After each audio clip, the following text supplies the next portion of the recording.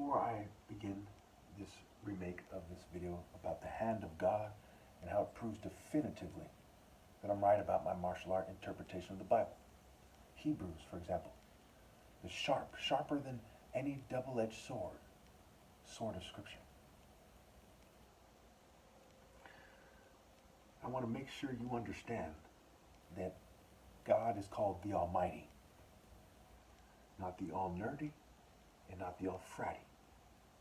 And in this video, I'm not trying to insult those people. I'm trying to make the distinction. If you're in a fraternity and you play baseball, should it be done based on how much of a fraternity guy you are? Should that be the spirit? Or should it be the spirit of baseball and that team and so on and so forth? So it is with the Bible and God. This is about martial arts and not Eastern martial arts and Buddhism and moving chi energy and breaking bricks, but martial arts as in marshaling things with the Spirit of God. So what does the hand of God do? It puts things in its place. It marshals them. It says, I'm going to scatter the Jews. I'm going to bring them back. I'm going to bring them up. I'm going to bring them down. Okay, it marshals. Keep that in mind. So the Bible is not about the Jewish people. Again, I tell you, the Bible is not about the Jewish people. The Bible is about good people and evil people. People willing to cheat the top martial artist, which is Royal African Falcon, top martial artist, out of his rightful place. People who are racist, for example. People who are Satanists. People who are trying to elevate their social clubs and trying to control who's going to be the social order. People in black op units and FBI and so on and so forth who are trying to reinforce and maintain the existing social orders, which are family-based orders and social club-based orders. The Bible is about good people and evil people. That's why in Isaiah 1, the Jews are called a brood of evildoers and children given to corruption. That's why you hear people in the churches saying, I don't agree with everything they say, mind you, but they say that they're all born sinners. It says that the Jews have forsaken the Lord and turned their backs on him. How long should God look at any people? The Jews are a model for every people in a sense. The Jews, in a sense, are the human race in the Bible. Okay? The Jews, in a sense, are the Ebos in the Bible. The Jews are a model, a point of reference in the story, like the turtle and the hare. And whoever says otherwise is gravely mistaken. And they're dealing with the cult of flesh and not spirit or principle. Again, whoever thinks the Bible is about the flesh of the Jews and them being chosen no matter what they do is gravely mistaken. Isaiah makes that clear. In fact, in popular culture, Isaiah was sawed in half by the Jews. So, again, they're called a brood of evildoers, children given to corruption. They have forsaken the Lord and turned their backs on him. Verse 5. Why should you be beaten anymore? Why do you persist in rebellion? Your whole head is injured and your whole heart afflicted. So what has happened here? Has a bunch of brutes beat them up? Did they put a gun to their head and say, change my image, my voice in my videos, and my mannerisms, and fume and poison me? No. God's hand spiritually has thrown them off. How? Because God made the world with his hands, so to speak, to automatically respond to wickedness. So their whole head is injured and their whole heart is afflicted. Why? Because they persist in rebelling against the moral order. And they're right there by Egypt, which talked about Horus trying to restore the moral order. At time periods where there was no moral order in Egypt and there was people playing a game pretending to the moral order.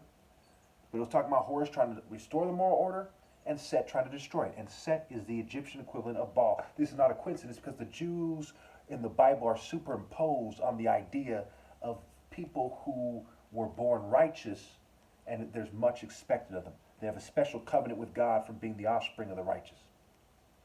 Isaiah 5:16. But the Lord Almighty will be exalted by his justice, and the holy God will be proved holy by his righteous acts. We know who the true Jews are by who is just and righteous.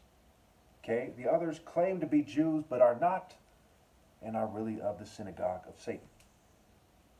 They even change my speech patterns to confuse you, to blur it in with preachers, and so on and so forth.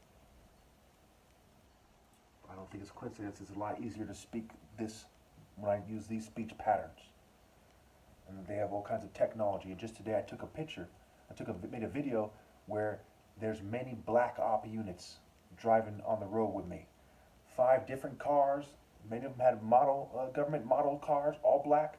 And black cars kept driving by. This motorcycle with all black and a black helmet, a black bike. He drives by. Not a coincidence. Going to Isaiah 5, I guess we go back a few lines, 5:12. They have no respect for the deeds of God and the work of his hands. They have no respect for the deeds of God and the work of his hands, including God forming me in my mother's womb, God forming me before I was even born, my mom was even pregnant, in the spiritual realm. They say, I want him to express it this way. And then they interfered. Because Satan is the god of the social orders of this world, and all who conform to the world, especially those who pretend not to. And he has blinded the minds, the afflicted minds, because of their wickedness. So they cannot see through what the Jews and their allies are trying to do here, okay, and see the image of God in me.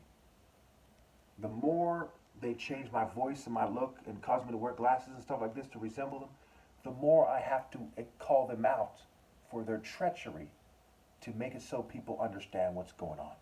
I'm sure we can all agree that's fair and not hate speech. All right. Verse 25. Therefore the Lord's anger burns against his people, his hand is raised, and he strikes them down. The mountains shake, and the dead bodies are like refuse in the streets. Yet for all this, his anger is not turned away, and his hand is still upraised. No matter how much I rebuke them for what they're doing, God is still going to punish them and their offspring for walking in the way of wickedness along the path of justice. That's all the inhabitants of the earth. They had the nerve to interfere with God's work at the most important time in history. Okay? They try to superimpose their despicable tones on my voice. Their despicable look. Why? Not because I have anything against the flesh. I'm not racist. Because when you start being wicked for a long time and have kids, you see evidence. It's in your clothing. It's in your hairstyles. It's in this. It's in that. So they resemble demons. The inhabitants of the earth who don't obey God through me are demons who are haunting the earth and haunting each other. No matter how harsh you think my words are, the most righteous person that ever lived, chastising you and your peoples, okay, my hand will never be turned away, because what you have done was so profoundly evil. They who commit crimes against the spirit of true love will never be forgiven. If your crime was somehow directed at only me, and I could be separated from the idea of Christ and true love and so on and so forth, which can't be done, perhaps you would have had a chance. But because your crimes are against true love, justice, righteousness, and God and your own offspring, as they will never have a chance to go to heaven, your crimes will never be forgiven. This is fair. Even in this video, they're changing my fucking voice. Can you imagine how despicable that is? They've zapped my brain so I can't feel anger that much. They've messed up my testosterone levels and so on and so forth. Can you imagine? Peoples who are so lowly, so selfish and jealous, so pitiful, that they utterly trample their offspring in reality, logically, with no way out. If you put on a blindfold and you were walking down the street and you thought you were swimming in the ocean, would you be swimming in the ocean? No. And no matter how much you convinced yourself, if you got hit by a car, you'd still be dead. And so it is with their offspring. No matter how much they try to convince them and brainwash them, in reality they'll have stolen the planet from the righteous. They are not swimming in the ocean. They are not forgiven. They are not in the spirit of righteousness. They are not ideal. They are not decent. And eventually, they'll have to pay the piper forever.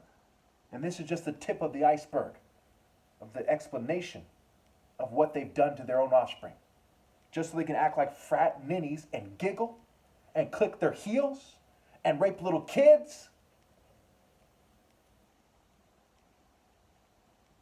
In France alone, it said that over 300,000 children were raped in their churches, raped and sexually assaulted, just so they could do these despicable acts. They went as far as to persecute the most righteous person ever possible to detect breeding and ill-gotten gains. I can say this with certainty. And generational rebellion, I can say this with certainty.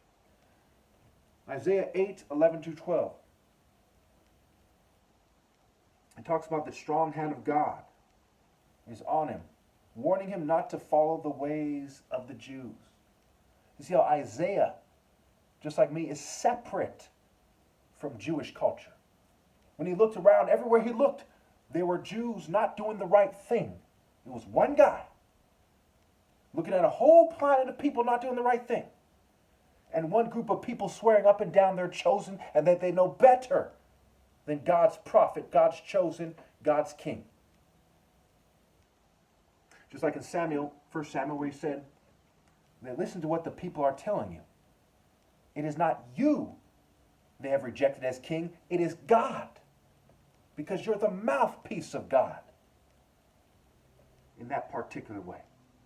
Because God chose you, a prophet who's expressing spiritual power, is the king.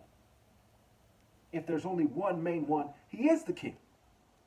And after that, he gave them a king that they wanted, some dog named Saul, and he led them astray. And they paid a serious price. But you're all out of warnings. There's no one good among you. I'm appalled that there's no one good among you. All the inhabitants of the world. So my own arm will achieve salvation. The arm of God. My own hand will achieve victory. Isaiah 9. The Arameans from the east and Philistines from the west devour Israel, but his hand is still upraised, and his anger still hasn't turned away. Wickedness burns like a fire, as it is the default state for those who fail the test of life. God has no pity. The prophets, dignitaries, and elders are taken away, and yet his hand is not turned away. See, it's hard to get over that Satanists have superimposed their voice on mine. That's how they use their technology. To him whom much is given, much is expected. Not much treachery, you fools. I understand more than all the elders on the planet together, and all there ever was and all there ever will be, because I, as the top martial artist, ever obey God's precepts. They don't. In their whole lives, except for my father, they haven't manned up for a single moment. Not a single moment. It's called being a man of God. Not a sniveling worm afraid to man up. It's the Almighty, not the all-nerdy, not the all-mason, not Pan, whose name means all, the all-pagan, not the all-geeky, not the all-brute, not the all-jock, not the all-emo or rock and roll star or rap star. As to be distinguished from my videos when I made songs about righteousness.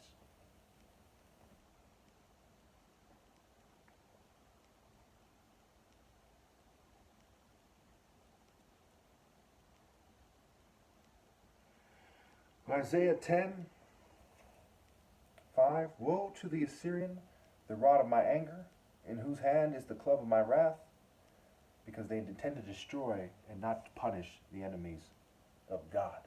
At this point, it is destroying. Isaiah works his way up to 66, where the planet is damned. In 24, and in other places, it says the nations are nothing, they're going to sink, never to rise again. So now I have to make a part 2, because I had to chastise.